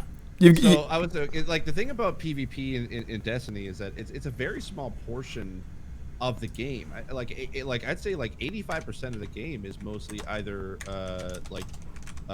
PvE or just like you solo it, and so I think like the only limited times where it's ever PvP is basically Crucible or Trials. And I mean, I know that there's definitely those hardcore people, like people will always love PvP no matter what. But in a way, yeah, I think you're right. They would have to balance. I think there would have to be a balance there in order to be able to make it A, competitive, and B, fair for all that want to be able to jump in, whether you're power level 750 or like 1080 or whichever the new power level will be. So I think there's going to have to be that. But in a way, I mean, I in a way, I kind of almost agree with Brandon. It's like I think PvP might be either on the way out or just in a limited capacity. It's already in a bad space with the sandbox balancing because of how all the weapons work. But this is one of the main reasons I still keep my stance on, if you're playing Destiny solely for PvP, you shouldn't be playing Destiny. And that I would agree. I would agree. We had a whole episode on that. We did. And it's You're right. Because it's a PvE game. PvP is there for the luxury of it. Right. Yep. The story is being built in PvE. Well, like even like some games can do PvP only, like Overwatch. Right. Has been completely mainly that. Brandon, you got to stop reading my mind, because I was just thinking that, because I know that Marv was talking about how the PvP sandbox is a mess, but I think where I'm trying to put my faith in Bungie, in that they'll still keep PvP and they'll still try to improve the sandbox, was Overwatch. My last experience with Overwatch, the reason I stopped playing Overwatch, I can sum up in one word: Doomfist. The minute that effer showed up, there was nothing we could do. I just felt like, I mean, I went through 5 matches, and every one, it was just Doomfist doing... He started out unbalanced, to be fair. Exactly, but that's my point. They fixed him later. Yeah, I know. I heard they fixed him later, and people are like, well, they fixed him later, don't you want to come in? I'm like, no. And I'm like, well, that's not very fair. And I'm like, look, the last time anybody used that logic with me was when they said, well, yeah, you saw episode 2, but now you'll be able to understand how everything works in Lucas's mind when you go and see episode 3. And I bought into that. And ever since then, Lucas owes me 6 to 7 hours of my life back, and I'm gonna hold him to it. I'm gonna hold him to it. But that's beside the point. The point I'm getting at is that I think that unlike Blizzard, I'd like to think Bungie's going to be a little more considerate with their PvP, because they know it's a good portion. And you're absolutely right, Steve. Maybe not as big of a portion as the people who are either soloing it or playing the story missions, but there's a good portion of the audience that's there. That was one of the reasons why they came up with something like Gambit, which I mean, even Nick likes Gambit, and he hates PvP, but he likes Gambit, and he's not going to deny that. Also, as well, like PvP is in Bungie's DNA. I mean, they're the creators of the modern multiplayer that Right. we know today, because with Halo multiplayer. Right. Yeah, but Halo so 3 still had a story. it's He's got you there. but that's the thing. So they really went hardcore into the multiplayer aspect, and it was kind of interesting to see from Destiny, and where they kind of sort of went the other way, where it was more like story based and more PvE. And I don't know whether that was sort of the direction from Activision, or that was just internally. That's kind of how they wanted to go, and not be known as just the multiplayer people, because. I think while what they created in Halo was great, you could definitely see the elements of what they created in Halo in Destiny multiplayer, with control, with elimination. Destiny 1 has so many prevailing elements from Halo. Oh yeah. If you go back and play it, you'll see a lot of it. Okay. Yeah, so I mean, in a way, yes, I think it's like it's interesting to kind of see where they will take it with Beyond Light. It'd be interesting if they kind of get rid of it, or they could just literally just be like, you know what, we're gonna pull, or we're gonna we're gonna create something brand new that hasn't been done before, and who knows, maybe they'll do another, like, this is what modern multiplayer is gonna be like, and even as well, they're kind of doing this in a way very much like an MMO, and they've said it as much as Destiny is an MMO, but it's different in the old style of what an MMO was, because in other MMOs, there's usually a zone that you can go into, and then that's when PvP is enabled, and you Right. just know, either like if you want to avoid it, just don't go into it. It's sort of similar to this, but it's more like it's separate mode altogether. Like you're not going to be forced or tricked into getting into a PvP match with anybody. And I think with like that was sort of, to me, the better way to be able to go about PvP. It's like, because it's always there, you can do it if you want to, but it's not necessarily like, it's not 100% necessary to do the things that you need to do, other than maybe the random bounties or quests that you have to do. You have to go into. That's the part that, to me, needs to be completely separated out, which is take the PvP aspect of it, make it either a zone, or make it its own server, or whatever you want, so that people who want to go into PvP knowingly go into PvP, and have unique rewards that are specific to PvP, but stop making PvP steps part of PvE content. Yep. You're talking about like with quest steps and things like that. Yeah. And to me, it's To add to that, here's the thing that may be happening. Ooh, I just got chills a little bit. This will like hit the Destiny fan, but then it will also like hit what's happening in games right now. Imagine if they took Crucible completely out of Destiny altogether, and they basically turned it into a battle royale free to play. They've been talking about doing. That's the thing, though. They've been talking about. Somebody suggested that they should bring in battle royale as an option for Destiny, and I really don't like that for Destiny. I don't think it does. The looter shooter is the Right. thing, because the whole point of the game is to get you specific loot and throw it in to the mix. I would like to see. What I would like to see is something that I know that on some of the original quests of D1, they did say you have to go into the Crucible and just play a little bit, and I get it. It's Bungie trying to say, look, these are all the different aspects of the game. We want you to experience all the it's like we want you to experience. It just keeps coming up is the problem. Right, and that's and that's the thing, is like, look, let's be honest. What I remember the most from Destiny 1 is there were some players that and I was one of those, There were some players that really wanted to do raids. They really wanted to do the Crucible. And there were exclusive weapons, as Nick was saying. There were exclusive weapons just for raids, just for trials, just for Crucible, just for Nightfalls. And I'd like to see them go back to that. And I'd like... Everyone would. Yeah. Because I mean, that's a way to be able to add the battle royale aspect of it, where essentially, yeah, like the lure shooter has only have those weapons available in the battle royale. It's like, and you could, maybe there's a way to be able to, like, if you unlock a battle pass for something, that you can be able to sort of take that weapon into Destiny. I don't know. There's probably people smarter than me to be able to figure that like that out. But I think, I mean, it'd be a neat idea to sort of tap into the trend of it and kind of keep things going. But then again, it's like also the game is already in a way free to play anyway. And especially even more so once it hits Game Pass in a couple of months, or is it September now? I think it's like it's going to be available then. And that's going to open up to a huge audience. And you know, and Marv's bringing that up. You know, Thumbs up, go Burr. ignores this, but I mean that's the thing. When he said raid specific perks are missing, I actually got a taste of that when I was running D1 with my daughter, but I was showing off. I said, just so you know where I'm coming from, this was I made my Warlock, and my Warlock was wearing. I remember, this is the thing. As Marv said, I want to laugh. Show me the character you mained on D1. I pulled up my Warlock, and my Warlock was still wearing the Crota's End armor, you know, with the glowing bits and. I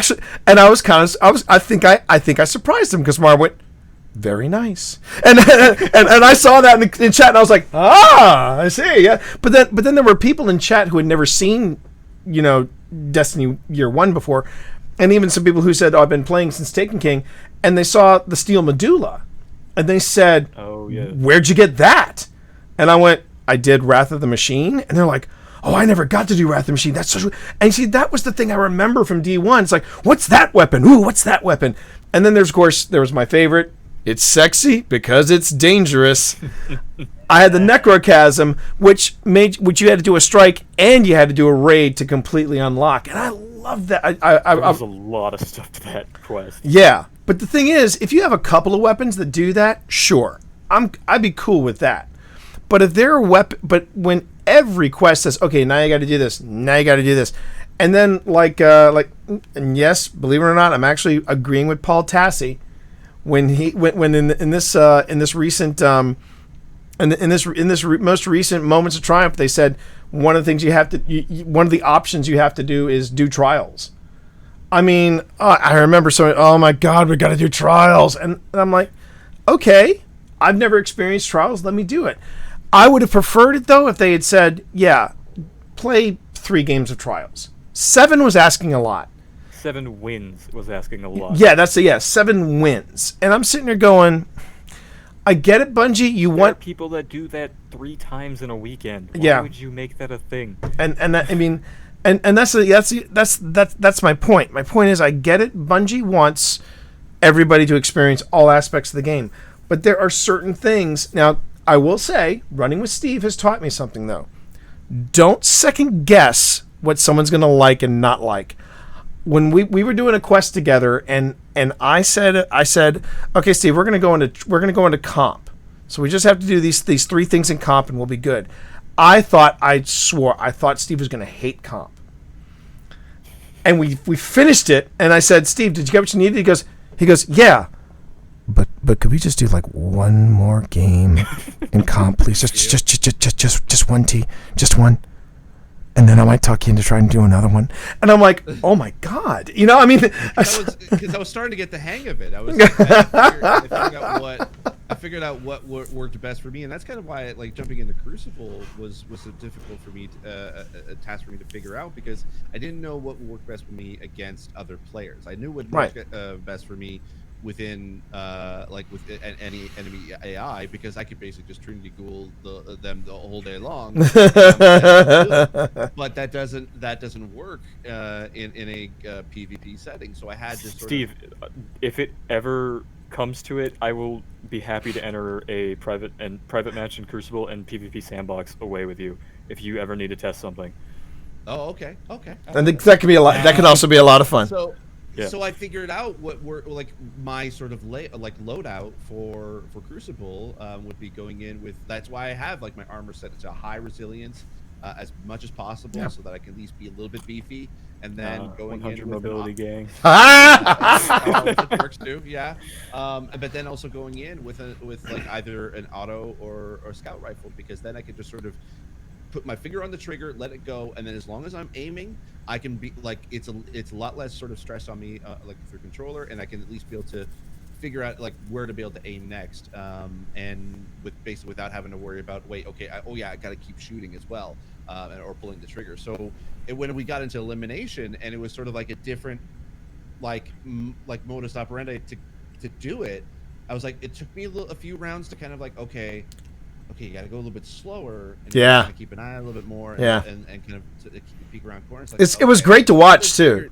It was great to once I watch. figured that out, I can because then it wasn't that I had to switch out my loadout. I can still keep the same loadout as I do in Crucible in general, but it was enough for me to be like, it clicked, and I got it, and I was like, okay, and like I haven't gone back to elimination since, because it's like I think it's better with a fire team that you know and can sort of do proper comms with, but like I would never probably be able to do that solo.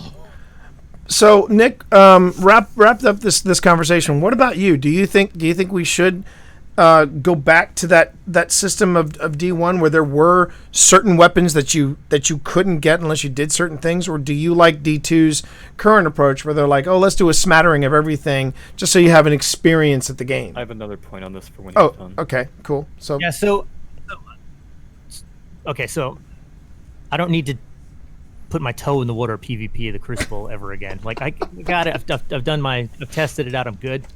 And the fix exists for two of the problems, right? So if you think about this week's Umbral Traces, it's Crucible or Nightfall or Nightmare Hunts. Okay, so good. Give me my option, and I'll go incrementally. Maybe I'll do one of each, or maybe I don't Right. have to, right? So Right.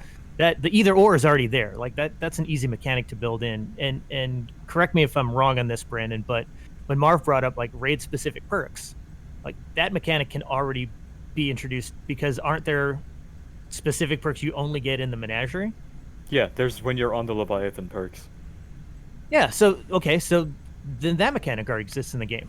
Yeah. So it's not hard to implement, and I prefer the I prefer the, you know what, if you don't, maybe you have already tried this, but you just don't get any enjoyment out of it, so you're never going to do it again. So keep that as a separate, keep PvP as a separate track, and then have its own rewards and triumphs and everything else that goes with it, as opposed to look at the Solstice armor. I can't complete it unless I do some Crucible, and I think that's a weird thing. Like maybe there's a PvP specific glow or perk or enhancement or some kind of thing that it is you only get for doing that, and that mechanic also exists, right? Because they have when you complete a raid and you have your crown over your head or whatever, any of those different graphical things. Oh yeah. So it's super easy to make that happen in game. I think stop trying to introduce me. Stop trying to get me to marry your ugly daughter. I'm not in the mood. Like, fine. We went out on a date. It didn't work out. Brandon, you had something to add to this? Okay, yeah, so one minor point and then one like bigger picture thing. And then I have even bigger one for later on. So the first thing is there was oh shoot, I lost. Okay, so in D1, when it was like, here's our quest, go do PvP for this, it felt like they were trying to show off everything, right? It was like, hey, this is here for you to do if you want. But now in D2, the quests that make you go into PvP are more like, hey, remember this? Yeah. And it's just, it gets more and more tedious every time. Mm-hmm. And I think, to my second point, is the either or option is out there, but it's only for the Umbral Traces at the moment. And at the last time we saw that was the beginning of the Thorn quest. And they really need to work on that, because it was a matter of kind of like, we didn't see anything that had that choice since the Thorn. Right. This is the next time it showed up a year later. And it feels kind of forced to be like they're not giving it up. They're not giving that option enough. And I think it's kind of throwing out some of the casual player base. I would agree. In that I would agree. They're area. for me, and then and this is my final thought on it. One of the things I feel like Bungie is trying to do is they're trying to develop a game that it's not even we have something for everyone. It's like, no, everyone's going to love this. And I'm sitting here going, guys, stop trying so hard. You know, I mean, yeah, I mean, you know, as in Nick's terms, yeah, you got your ugly mid daughter, but you know, the younger daughter's pretty smoking, and your older daughter is also pretty hot too. So I'll take either one of them out, but the mid daughter's just she's not my speed, okay? And there's also it is impossible to build a game that everybody's going to love. There were people that hated the game Maneater. And in my opinion, those people need to be slapped, because to me that was one of the underdog hits of the year, at least in this household. We had a ball with that. But just because you build a game that you think is great, not everybody is going to think that. So don't force me to try to play every aspect of the game. Just There's let always people that take things too seriously. Exactly. Let me just enjoy Destiny the way I enjoy Destiny. You are not going to build a game that fits every kind of player. You just aren't.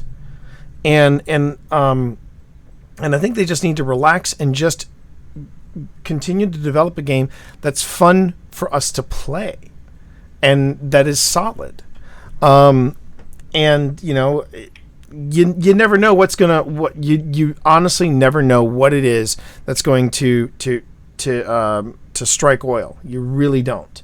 You can predict, you can try different things, but don't force us to enjoy every aspect of Destiny. There's going to be, like, I mean, I can now say I've done trials. I've tried it out. It was fun. It was tense. Your free trial for trials. Exactly. And I'm like, but you know what? But it's like WinRAR over. Yeah. You can go back and do it, but it's like random. And I can, yeah, exactly. But I mean, but are there things in the game that I will always want? Oh yeah, I'll always want a dungeon. I'll always want a raid. But that doesn't mean that the guy who's really into PvP is always, you know, they're like, I could care less about a raid. I want to get into trials. So, you know, I mean, just. Yeah. I mean, in you know, going back to Nick's thing, I just have exclusive stuff for each thing, and I think that would do it. And then you'll have those people that'll be like, well, yeah, I want all the exclusive loot, so I'm going to be the collector. You'll be Lulu, or you'll be, you know, Marv, or you'll be one of those people that just wants to have a smattering of everything. That, you know, but I guess what we're going to find out. I'm really excited about the way the interface is going back to shades of D1 with the customization. I think that's really exciting. I think we do need to wrap up though, because we've had a lot to talk about since the last time we had an episode. I have one more point. Go for it, and then we will have Steve begin to take us out. So what's the point? Okay, so it's a little more expansive, I guess. I just want you guys' thoughts on since they're introducing the Destiny Content Vault to reduce the amount of game space and make things draw back. If Activision were still working with Bungie, do you think Beyond Light would have been Destiny 3? Ooh. Because from where we're starting, it basically is. We just get to keep our gear this time. What do you think, Steve? We'll go all the way around. What do you think? I don't think Beyond Light would have been like the way in its current conception right now would be Destiny 3. I think probably Destiny 3 would have started with the Season of Arrivals. If they were with Activision, I think they would have pushed for that, because it seems like it's a brand new era for Destiny. It's a brand new sort of. It's moving away officially from the Red War So I think I think that's Well, yeah, that's because the who first probably- 3 campaigns are going into the vault too. Exactly. So I think that probably would have been my guess. Would have been that's where the bookmark for if Activision was still saying, okay, this is going to be Destiny 3. I personally am not necessarily a fan of still calling it Destiny 2. I think it just I think Destiny label New it as Light works. Destiny, Like, Destiny New Light or something like, not necessarily even have the moniker of a number. I think Yeah. having maybe just calling it Destiny, and just enveloping everything into Destiny, like whether and then just label it D1, D2, however, because I think that probably is still confusing people to try to be able to get people to jump in. And I don't know if Activision would have tried to be able to keep pushing for a D3, but I think but my guess is if Activision was still in, I think Season of Rivals would have been. What do you think, Nick? I think the upcoming season absolutely would be Destiny 3. I don't know what the subtitle would be. Maybe Revenge of Pulled Pork, maybe something like that. Are you hungry, Nick? I think- Is that what you're saying? No. He's Pulled Pork. Aldrin. Anybody remember Aldrin? Yeah, that whole forgotten plot line. But anyway, Well, you can't do Destiny 3 where the F is Aldrin. I mean, that might be a little too blunt. Yeah. I think this season ends with the cliffhanger of all of a sudden, these playable planets or areas are not necessarily nuked, but absorbed into the darkness, and then that's kind of where Destiny 2 story ends, and then Destiny 3 would be, boom, here's the new, because it's a whole different thing. If we think about light versus darkness and all those different themes, I don't think that ever would have been a thing with Activision. I think that's definitely, to Steve's point about what is completely in Bungie's DNA, that whole good versus bad or evil versus or light versus darkness, that whole thing. I don't know that Activision ever would have taken it that direction from a story perspective, but the fact that Bungie's doing that is something we've all been begging for since even before the Allegiance Quest, which I know is wildly important to Brandon because it gives your completely forgotten about. motive. Yep. And I think it would have been D3. I'm with everybody on this podcast that just get rid of the 2. Just whatever, Destiny Unlimited, Destiny Conquers the Universe. I don't give a crap. Just call it something that doesn't make it sound like a sequel. Yeah. As for myself, I mean, I'm looking at Marv basically said about New Light, Beyond Light being contractually obligated to be Destiny 3. And he also adds that Aldrin's fate, although not confirmed, is apparently going to be a big part of the Cosmodrome, I mean, just because, look, the Stranger came back after all this time. In all fairness, anything's possible, in my opinion. But as far as I'm, again, to echo with everybody else, why we're still calling it Destiny 2 New Light, I mean, or Destiny 2 Beyond Light, let's just call it Destiny Beyond Light and just move on from there. I get it. I do feel like, yes, this if Activision were still involved, this would be D3. This would be this would be, but why we're still calling it Destiny 2?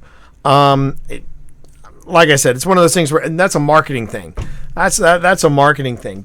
But I would say, well, then your marketing people should know that people are going to put it together. Oh, it's Destiny something. They'll figure it out. They didn't have to call it Avengers 2 or even Avengers 3 or even Avengers 4 Part 2. They just put Avengers subtitle, Avengers this. People figured it out. The only time it got confusing. Go for it. Steve said, yeah, is we're never going to if I was finish this gonna episode. take any aspect of the game, break it out and make it like a little free to play nugget just to get everybody's like fired up attention to do it. I would take Sparrow Racing League and make it a mobile app. Okay. All right. I support that 100%. We're going to end it there. So, Steve, where can people find you online? You can be able to find me at youtube.com/snowball. That's where I basically do a lot of accessibility related content over there. You can find me on Twitter at Steve Saylor. Or you can find me here on Twitch, twitch.tv/blindgamersteve. And, of course, you can find all of us, the three of us, at happyhour@fromthetower.com. You can also feel free to leave us a voice message at 703-791-1701. That's both voicemail and WhatsApp. You can go ahead and drop a voicemail for either us or for Steve or all four of us if you want. You can also find us at HHFTT Podcast on Twitter. And when we're streaming and when we're doing this live, as you saw here, it's going to be twitch.tv/TheTmonster. Thank you, everybody, for being here tonight. We really do appreciate it. Just remember, folks, the Happy Hour from the Tower is protected by a non-commercial, no derivative, share alike, United States 2.0 license. You can find more about that license at where, Brandon? CreativeCommons.org. Good man. And on behalf of Nick, on behalf of Brandon, on behalf of Steve, eyes up, Guardian. Time to give up the ghost. The first round's on us. We are clear. And we did have a quick after show, which we got to make this a quick after show because I'm hungry. And I think my wife is getting ready to make dinner. So she's not killing Mongols? I don't think she is killing. No, she's not killing Mongols right now, thank God. Otherwise, we'd be eating dinner at 9. When it comes out that the delay has nothing to do with COVID, is it? What does Drafty say? Something trolly, I'm pretty sure. He had a question early on about. Yeah. What if it comes out the delay has nothing to do with COVID? It's just they couldn't come up with a new Festival of the Lost idea, so they decided to keep Murky around for it. I think that's hilarious. I'm just going to go on the assumption that it Festival of the Lost. Good. I hadn't even thought about that. It'll be interesting. I can't believe that's going to be during Season of Arrival. I know, right? we need to evacuate the planet. Oh wait, it's Festival of the Lost. Let's put on a mask and celebrate. Same thing happened with Season of the Almighty. Yeah, I know. I appreciated the Guardian games, but for Pete's sake, that was weird ass timing from a storytelling point of view. I just didn't have the capacity to keep playing that. Exactly. I hear you. Really want to get me started on this right now? No, actually, I actually need to wrap up, everybody. But you want to cover something when we're done on the air? You said. What's that? No, that was it. There was something way at the beginning that there was. Oh yeah. It's about the. Yeah. Well, but that's I want to get us off stream, so you guys don't go anywhere. But Steve, again, thank you very much for joining us. It was really a lot of fun having you on talking about prophecy. Okay, so let me go on ahead and wrap up stream. Thank you, everybody. I'm just going to let AutoHost do its thing. We will be we as in me and Serena. Me and Sunny will be back tomorrow night, 7 p.m. We're going to be running Original Destiny together with our Wii characters. I'm at level 11. Feels good, man. All right, I'll see you guys tomorrow night. Take it easy, chat.